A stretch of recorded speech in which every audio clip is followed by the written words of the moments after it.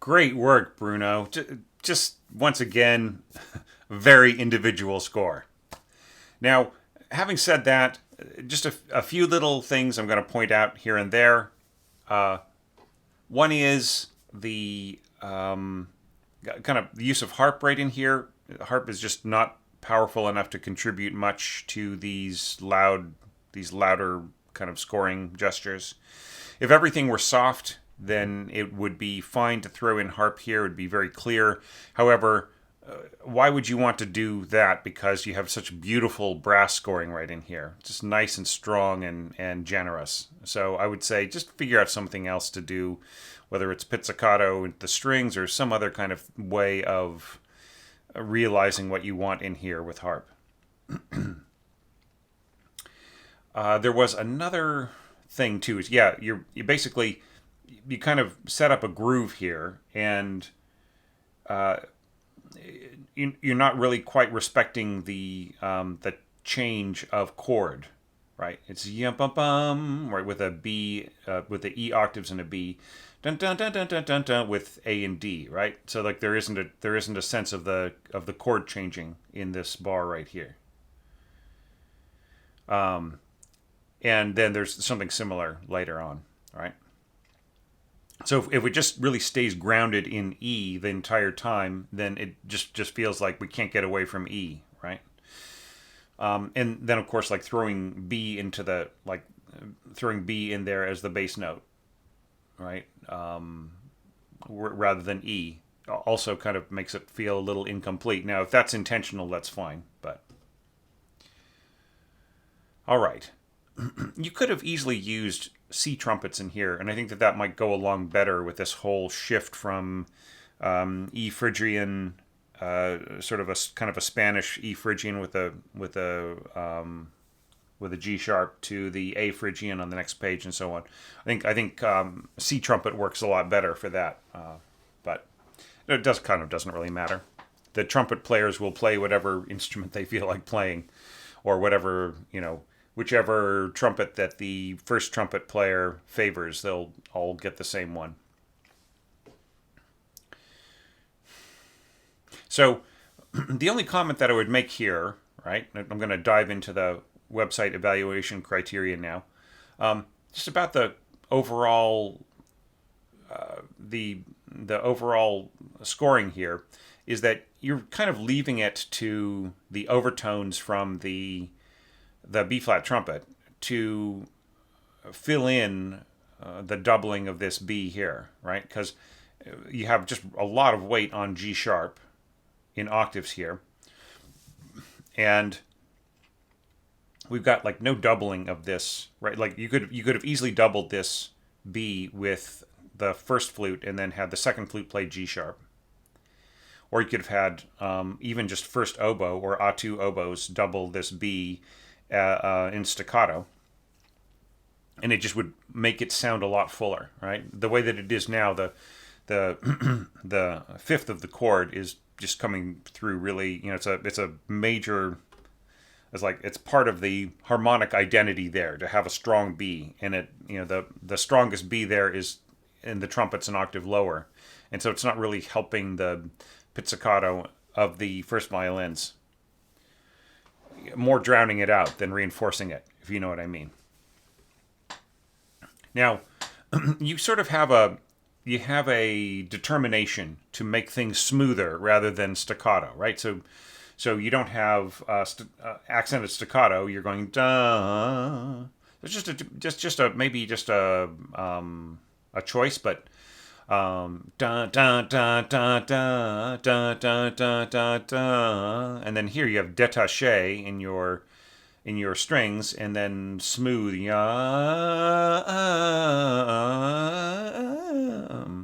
All right, so I feel that there's a bit of a non sequitur here, like it cuts off here, and you can really hear the drop, right? It just disappears. There isn't a follow through of the line, except for in the second violins. It's just not strong enough. I think you need to keep going. Your clarinets need to keep doubling the second violins, and the first violins need to keep going too, right? You need to finish the line. And I think the piccolo needs to finish the line too, because this gap here will be very audible to the, in concert.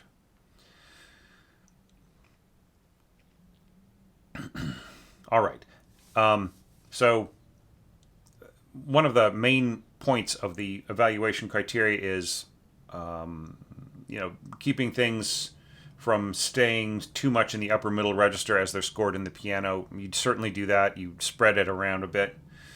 the thematic material repeating often, possibly sounding repetitive. So that is possibly something like a place where you could continue working on the score, right?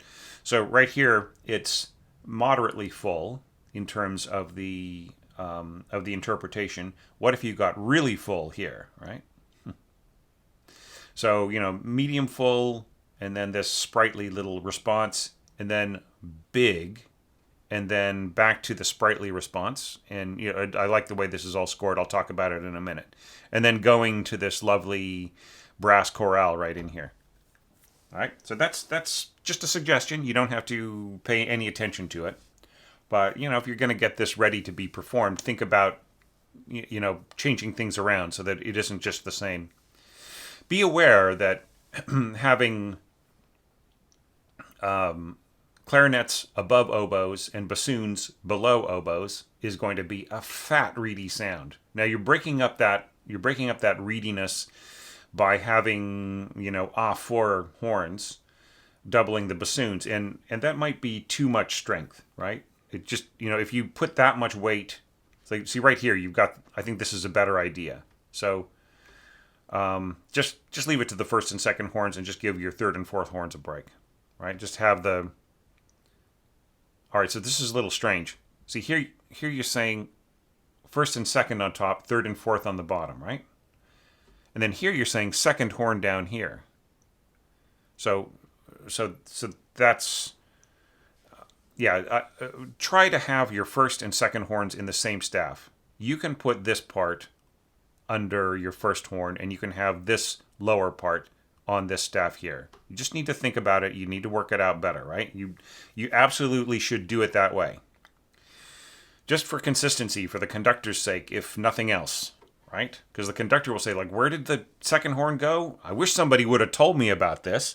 That was a response I got once from a conductor, and I thought, I just had to score things slightly different in that one bar, and why did I do that? I could have just written it out the normal way, even though it really did, it did show in the score that I was changing it. It flustered the conductor, and it kind of wasn't fair to them. They had enough to think about already without me having my little pet theory of changing where my horns were going to go, right? So I made it standard in the revision of that score, and I'm sure he was grateful for that. Okay, so let's stay focused on those evaluation criteria so that we're not here all day. The second group of 4 bars and then its echo over here, we are applying the 2 concerns of melodic development soaring quite high. We talked about that a little bit. I felt you needed to fulfill that. And then, right in here, I love the way that you change this around. You've got the flutes and the clarinets in octaves. And then right from below, you come up piano détaché to this big punch right in here. And then ending the phrase right there. And then starting the next phrase on the second beat. That's the way to do it, right? According to what I keep repeating throughout this entire round of evaluations. Okay, so that just remains like the concern about the accompaniment figures covering a wide range. And you do that beautifully with a xylophone. I think that this is exactly the right place to put it. You support that with some pizzicato and arco. I think maybe would this be better as pizzicato to sort of match the incisiveness of the xylophone? Well, it doesn't have to be, but it would possibly just make things pluckier or and maybe adding some staccato in here to the bassoon and contrabassoon parts. And then you got the same thing right in here, right? So it's kind of strange. Like here you're going to ADA, right? But you don't do that here. Maybe was this like a copy paste error, or maybe you decided to reinterpret the harmony in here or something? I don't understand, but I think that ADA would have been better than EDE, right? And just to give the ear a little bit of relief. It's just that one bar right in there, right? That changes to a D5 in terms of the harmony below it, right? So it gives it that sort of quality of like alternating to D minor and then coming back to E. so it doesn't get stuck in E. Like it just doesn't feel like E is going on and on and on. And when will it stop? Do you know what I mean? So just that one little bar, I would say, see if you can fix that and right here too, right? And then maybe clarify right in here. All right. So continuing on, we get to that place that I've been talking about, that brass chorale. It's just so nice. I really like the way that everything was orchestrated in here. It's very cool. Now, there's just this one little point, right? And that is, do you really want to go da, da, da, and then da da da da da da da da? Like, what is going on in the piano score? Right?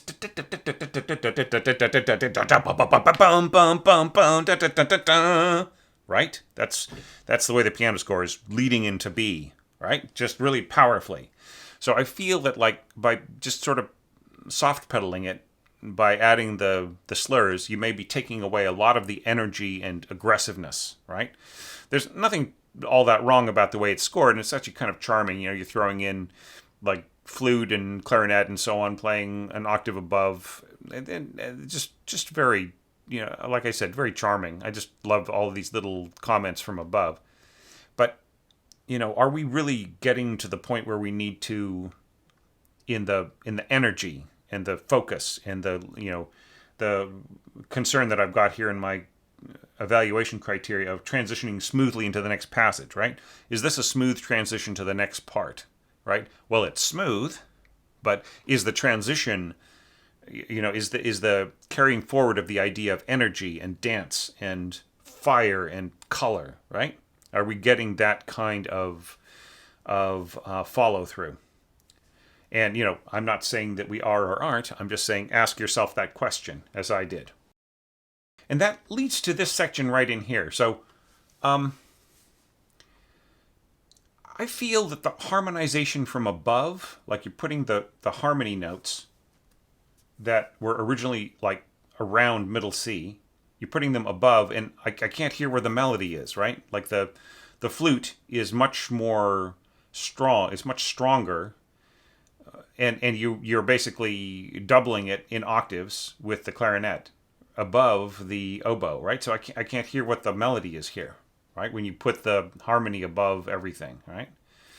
Now, if this were being played by horn, then da da da da da da da da da, right? There would be, like, if it were all horn, then no question, I could hear that coming through. But the oboe is not, you know, when you stack these things and when you stack these instruments in octaves, they outweigh the oboe hugely, right? And then there's also the question: is the accompaniment here strong enough, right?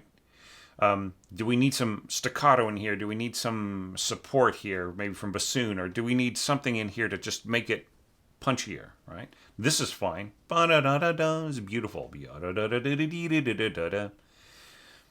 I think that works really nicely. So long as we're keeping things a bit on the gentle side, you know, sort of trading off between instruments and so on, I think that a nice roll here, of maybe more covering more strings, will help the harp stand out rather than just getting buried.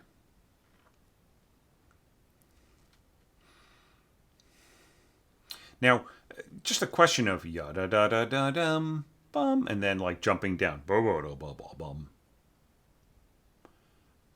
Yeah, I mean, if you are happy with that, like the disjunct kind of character of that, then that's fine. That's the idea. But, you know, just keeping in mind that the whole point of this was originally to start low and then come up to that A and then just dive back down again, right? Or sounding G.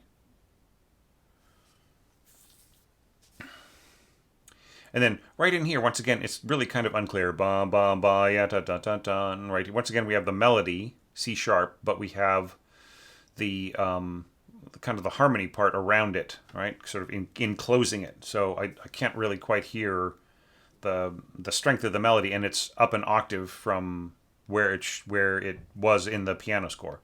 So, you know, the concern here, right, at the beginning, and we're covering the whole page, I should say, covering the whole screen, is contrast of color and breadth of texture, right? And then maintaining differentiated roles in closely spaced melodies and overlapping accompaniment figures, highlighting inner voices. So, I mean, there's no problem with the differentiated roles, but the meaning of the functions is the problem, right? With, like when you put the harmony part way above and overemphasize or just strongly emphasize the harmony part over the melody, I can't really tell where the melody is, right? And then also like the problem of like the adding that high E, right? So we have the problem of high interjecting notes sounding too glaringly repetitive, right? So if we already have the harmony part way above here and then we add yet another note at the da da da da dum, right? Then we're just really strongly bringing it out, and it's really kind of taking over. This high flute line is taking over the music in a way where it just actually has less musical meaning than the melody, right? Which isn't getting enough love. Now, as I've said before, a nice big roll here on harp, and that interpretation right in here of the little chord, and then it's not such a big concern. A couple bars later, you're not that you're not that focused on it, so it's not an issue. Now, right in here, if you're going to do this, cellos to clarinets, then you should trade off on an overlapping note, on a dovetailing note. So end the cello, and the cellos here on their little upswing here on a C natural, right? Which is will dovetail to the clarinet's written D. So that's one of the things, right? Like right here, I wish that there could be a way of trading off between these two instruments, so you went from one color to the next. But since it's just dropping 2 octaves, there isn't really a way of doing that. All right, so we're leading to this next section, keeping the triplets from overwhelming the melodic line above, right? That's the big concern. All right, okay.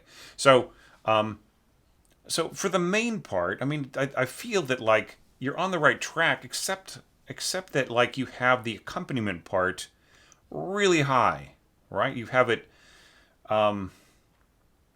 like 2 octaves above where it's written in the piano part, right? And so you have the accompaniment, the sort of the left hand staccato accompaniment part that should be in the big basement, just all the way down. You have it interfering in the exact same range as your melody and your triplets, right? So this is kind of weakening the meaning of the music, right? It's hard to tell.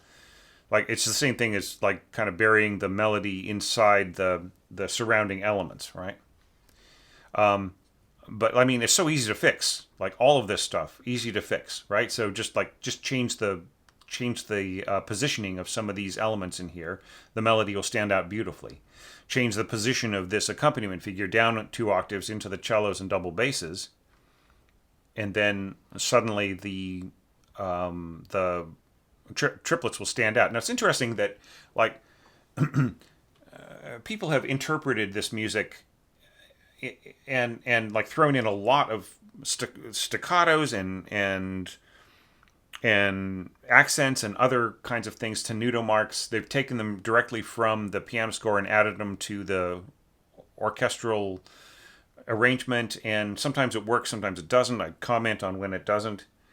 But one thing that a lot of people are leaving out is the accent at the beginning of the triplet, and I feel it's so necessary. It's like dum right here, dum dum dum dum dum dum, right, and then bum dum dum, right. It's I mean, it really, the first note is meant to be pushed, right, and we're kind of losing that here. Dum dum dum dum dum, right, and there's also no nuance, right. This is all whatever it is at the beginning, forte, right? So there's almost no flexing, right? And in the piano score, which is a little sparse on these things in general, but right in here, like it really does, and I marked like parentheses mezzo forte right around here. It really, there is a sense of growth, right? Of the just like bum bum bum bum. The music is giving you something, right? So, I think that just needs a little bit of working out a bit, right? I think there's also another concern too of which is also in the evaluation criteria, and that is keeping textural contours fresh and not too much the same, right? So we're kind of sticking with the same way of interpreting things for a long, long, long time, going all the way to the very end, right? So I would say, like, there's nothing really all that wrong with this aside from those little, there's little problems of like the accompaniment, the kind of taking over and interfering and so on. But and like maybe lack of clearly marked dynamics and but I just think that like just think about some of those criteria for this particular page, right? Like keeping the triplets from overwhelming the melodic line. It's not really a big concern. It's like it's nicely scored, but like maybe accenting them, dropping that accompaniment pattern, adding some inflections in here, some nuances. Maybe shifting around who's got the melody, right? Maybe shifting around the way the accompaniment works so that we sort of naturally progress to this area here rather than just settling on it from where we are, right? Now, here, this is kind of unnecessary, changing off to the third player, right? They're not going to be any softer, right? So it's better to just leave it under the control of the whichever player is playing it and whoever is the best player in the orchestra. And that just leaves us to here. Now we've got our the concern of the Allargando expansion. So I would say here, just like give everybody a crescendo, right? And then maybe have some maybe some more pitches that hold on as the line goes up, right? But not too loud because you want your harp to have more of a presence there, right? One thing that I haven't seen people try yet is just to have like some nice arpeggios right in here. There's something similar to that, but not exactly like that. But if you think about the pedal holding down the beginning of the bar, right? And it actually starts strong. It's like forte piano. It's like boom, da da da da da da dum, right? So as the pitches get higher and higher in the piano part for this bar, the sustain from each note lasts till the end of the bar, rather than just kind of playing over a group of notes that stop sustaining as soon as they're played, right? So just consider like the kind of the progressive, expansive approach leading to this, doppio più lento and so on.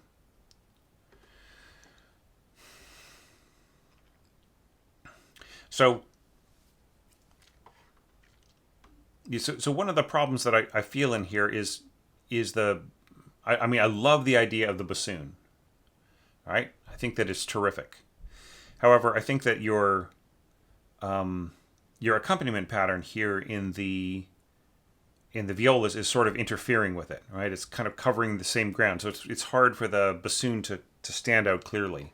And also, just add nuances, right? How do you want this sung, right? This is a vocal solo. Da da da dum, da dum, crescendo, dum, ba ba ba ba ba ba ba, diminuendo. You know what I mean? It's like how can you? What cues can you give to your players to just really let them know, like, sing into it, pull out of it, right? And then the same thing here. Da da da da dum, ba, dum. I mean, the thing to think about clarinets is they've got no vibrato, right?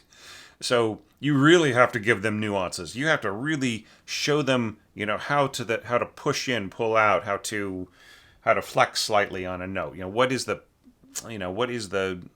little trick that will make it seem more interesting, right? And then here in the timpani,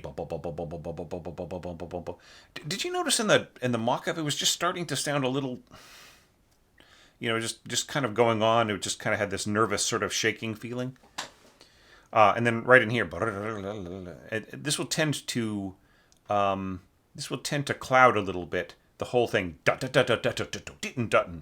just really active. 1E enter, 2E enter, 3E enter, right? And I feel that you could just really bring these out, like accents, staccato, just really just have it drive the music forward into the next solo, right? And just keeping it from becoming kind of like an exercise in ambience, right? Just kind of like floating and sustained and suspenseful. It has a driving energy underneath it. So maybe this needs to be dropped a bit. Maybe you need to sort of shift around some of the identities of these players. All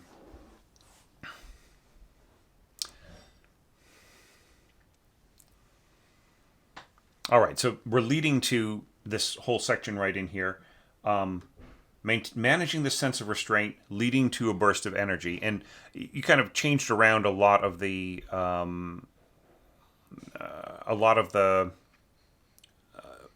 tempo changes that I put in there. So they were, there was a definite kind of scheme to that. So when you get to this point, just like the pianists, like mainly, most pianists interpret this as it's like there's a big push right into here. It's like a sudden animato. Whereas like before it's a little bit slower, a little push, it's kind of goes back and forth a little bit, and then the rubato comes a few bars later, right? But, things are pulling back a little bit. And then you push into this, which is nice. See, maybe here's where we need some slurs. All right, and this is all really fun. Bam, dun dun dun dun, and then here, molto ritardando, dun dun dun dun dun dun dun dun dun dun dun dun dun dun. I can see that. That's fine if you want to do it that way. I really love the idea of trombone right in there. I think that's very cool. Not so. It's kind of strange. You put in harp here and then you don't have it the second time through. I think it would have worked great on both. Accompanying both. I think it would work fantastically well. But then right in here, like the harp kind of has no strength to play against the horns and the lower heavy brass and so on. It just does not have enough oomph. However, pizzicato would be great here, and you've got like second violins aren't doing anything, and and then after that the lower strings aren't doing anything. So this could easily be covered by your strings. All right, so now we're getting to the now here, like, it's just a question: how fast can you go in agitato? Like, here you are saying you want measured tremolo of 16th notes, and then when we get further, if you want to continue that measured tremolo of 16th notes, then this is what you need to do. Just select the single beam, right? And then you get this continuation of this style of measured tremolo. I think that's what you intend. So that's what you would do. Like the other way, like with a double beam tremolo plus the beam already, right? So you get 3 beams, and that means unmeasured tremolo. But at this speed, it's really hard to do, like to get that shivering kind of feeling on every single note that at that speed. So like probably the best you could hope for in a very clear kind of playing would be this kind of style of measured tremolo rather than the unmeasured tremolo.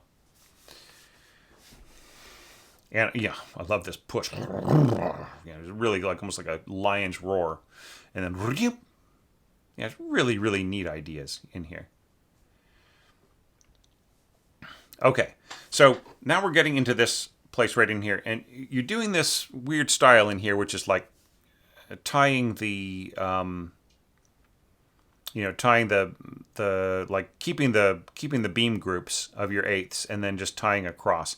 And there are some schools of thought that sort of really subscribe to that, but I do have to say it just is a lot of, you end up with a lot of extra notes and ties to read, right?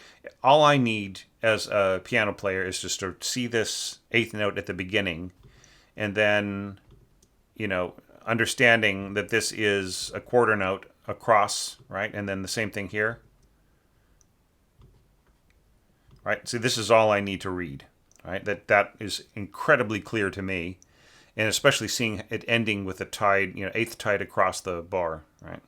Now, having said that, after I've done this editing on your harp part, I just have to say that, like, if everybody starts off pianissimo and the harp is playing forte, then the harp has got a chance here, right? But I mean, is the harp really adding all that much to it, right? And I mean, is this significant? If you had these big, beautiful rolls, right? I think that you would kind of hear it, and then you could continue to do that across here. But then it just gets to the point where, like on the next page, where it's just it's not going to really contribute that much, right? So I would say forte crescendo to fortissimo over and over again, while people are going piano to forte crescendo, I think works really nicely. And this is so cool,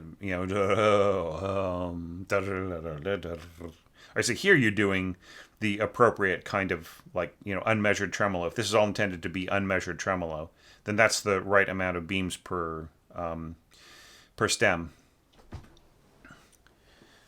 And very cool scoring right in there, and just the slow build. I don't think you need to subtract inner voices right here. I think you can keep the trombone in the picture, and the same thing with I mean, unless you were going to give some more weight to your to this bass pattern right in here, or you're going to like land on some solid D's with your contrabassoon. I don't think you need to take it out necessarily. Yeah, and then here you end, and I think that's wise. Like, no more harp after this. So yeah, so just just make sure that it's nice and rolled. Maybe add a few more pitches to make the roll fuller. And really just keep it strong. For forte, if this is piano to forte crescendo, forte to fortissimo crescendo. Yeah, and yeah, it's sort of like continues to drop out elements. I mean, I feel like you're headed for somewhere pretty full. So maybe losing elements along the way is not necessarily the key to building up a really massive presence here. However, I mean, I respect the way that you've got everything else scored, and that does work, right? So I'm not saying it's bad or anything. It's just, yeah, I'm just a little leery about the way that you leave out some elements going forward before. But maybe I'd need to study it a little bit more. That doesn't mean I'm totally right in that particular idea. Yeah, so bum bum bum bum da da da da da da da. So yeah, and so you're trading off. A lot of people are doing this, trading off from the melody, from different, trading off in the melody to different groups of instruments, right? And I mean, it's fine. It just like there isn't a sense of continuity across the entire melody, right? And maybe that's good to pull back on. Okay, so we're getting to this place right here. Bum bum bum bum bum bum. All right. So keep in mind, so you've got oboes, clarinets. This is a cool harmony, the way that you've scored this here. It's really nice. Okay. The problem is that, like, you're hitting this here, and you've got this background pad, right? And you've got the wash of reverb that is covering the entire concert hall. So at what point do you think that the audience can really make out with their ear what the harp and the strings are doing? It's probably right about around here. So if you can just, like, in my particular scoring, I threw in a pause or a comma, I think. or was it a caesura? Anyways, I made a bit of a gap right after this, just boom. And I think this was actually one of the pitfalls, I think. And that, it just really is that, you can say sec all you like, right? You can have an accented staccato. You can even put a little marcato and staccato or whatever, a staccatissimo. But the fact is, if you hit this timpani nice and hard, and you have these big fat low notes, and you have this continuing harmony, then the ear is not going to catch up to this motion right in here until later on in the bar. So it's almost as like this has less comprehensibility, has less meaning in the music, right?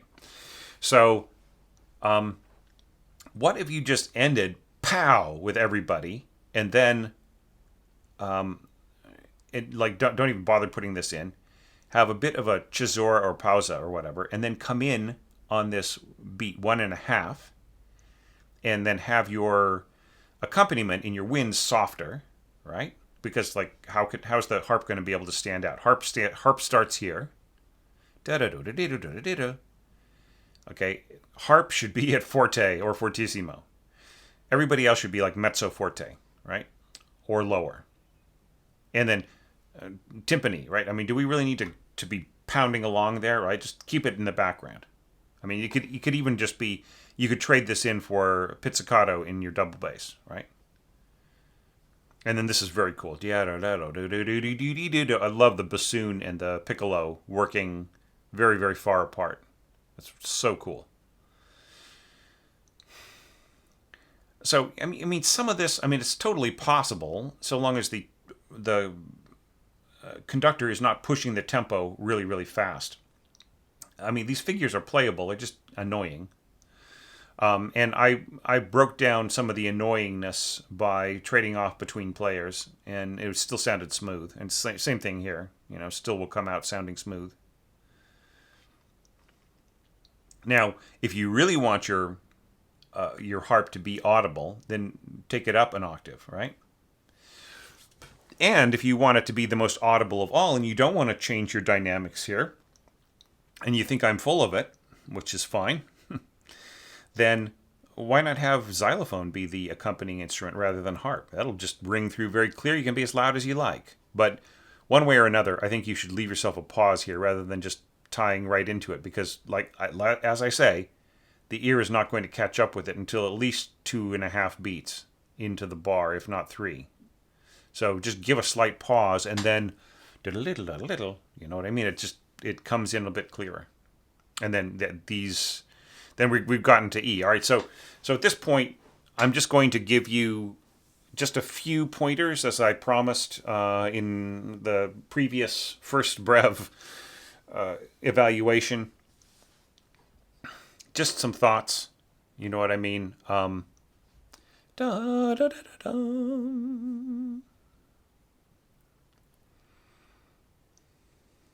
Yeah, it's so cool. A little commentary right here from the flute. Ba, ba, ba, ba, ba. Yeah, just so nice. Da, ba, ba, ba, ba. Yeah, so cool. So I would say, just some general comments, add nuances to your melody. I love the trading off. That's really nice. Possibly try to find ways of maybe varying the accompaniment so it isn't just the same thing for bars and bars and bars and bars. 16 bars of this style of accompaniment in piano is fine because it has a very moderated sound. But in orchestra, it just can start to become more and more obvious that it's the same thing repeating over and over, right? So it's kind of nice to have a little bit of variance coming in and out of the part. And then this area in here, mutes, pizzicato. I would have the trumpets. Well, okay, so you're setting yourself a trap here. You have a high B here in your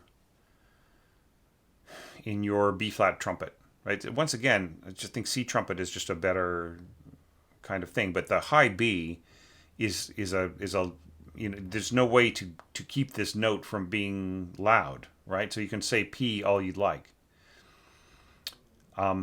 maybe that could have been played by oboe. Maybe this whole thing could be played by oboe, right? Rather than trumpet. But if you want that muted sound, maybe try dropping the B an octave or doing something. But it just this B will ring out, because that is anything above the staff is a very powerful place. And yes, there are trumpet players who can play up to a whisper up there, but they are specialists. They're jazz players. They are, and it's just hard on the player to, like playing a high soft note is very tough. Should not be ever taken for granted. Right. Yeah, and this is all really cool in here. So yeah, I mean, so no big comments, but just interesting to look at the way the piece ends and so on. One thing to consider is that on the last two bars, the pianist puts their foot on the pedal and they go da-dum, and then they go ching. And what is happening in the piano is the sound is sustaining all the way through to the end. So, so maybe the oboe needs to keep going, right? Or whatever other instruments you're using to double this, if you add more. Okay, so anyways, aside from that, Bruno, I better stop while I can stop. Yeah, it's really an entertaining, diverting score. Like, I've been picking it apart and saying, don't do this, do that. This is weaker, that's stronger. And that does not take away at all from the fact that it's a really strong effort. And that there's a lot to this, that would just be really easy, from my perspective as an orchestration coach, would just really be easy to fix. So I would say, like, don't take all my fixes the wrong way. Just, go ahead if you feel like continuing on, working on this, perfecting it, and so on and so forth. I think it's worth it to do. Or maybe just to take some of the lessons from this evaluation and apply them to further efforts of your own that might be more worthwhile, right? Like I was sort of saying the last time, wouldn't it be cool if people really, polished up their entries and then tried to get, a local orchestra to play it, and all of a sudden Falla's little movement was being performed all over the world by different orchestras. That would be kind of cool. Maybe that's reaching a little too far with my with my plans for this, but it would just be really kind of cool if I'm just thinking, oh boy, this is just an orchestration challenge. What if this were really, what if there was an opportunity for any of these scores to be played, especially the ones that have been really worked out. So I'll leave that up to you guys. I can't quite offer an orchestral performance yet, or maybe ever, but still, it's just, in the context of maybe perfecting what you've got here, that would possibly make it worthwhile. Or just something similar to this, right? If you come across a score that has the same kind of flavor and some of the same concerns in it, then you'll know what to do, right? And one way or another, it'll just be this wonderful moment I got to share with you, which is to look at this fantastic score and to look at all of the different ways that your imagination went, and to really appreciate that, and to and like just hope, like, wow, what's Bruno going to do next? Can't wait to see. So thank you so much for that, Bruno, and thank you for supporting on Patreon. It really means a lot, and just helping everybody out there get better as we all get better, and I'm getting better with just looking at all of these scores, and I just feel like I'm getting challenged to be a better orchestration coach, and I'm also getting challenged by the wealth of imagination, just things that I could have thought of, right? And hopefully I'll remember any particular little trick or little approach in something later on that I might have to work on, and I hope everybody else can use some different tricks and approaches and thoughts. Of course, not copy pasting or anything, or imitating somebody or ripping them off or anything, but just being influenced by their great idea. And that collection of great ideas is certainly public domain for anybody. So thanks again. Thanks all of my Patreon supporters and all of the website subscribers and everybody watching this and leaving a great comment for Bruno. And Bruno, I hope you've got some great comments for your fellow Brev supporters on their scores, which are going to be released this week. Thanks everybody out there, and I will see you all very, very soon with another evaluation.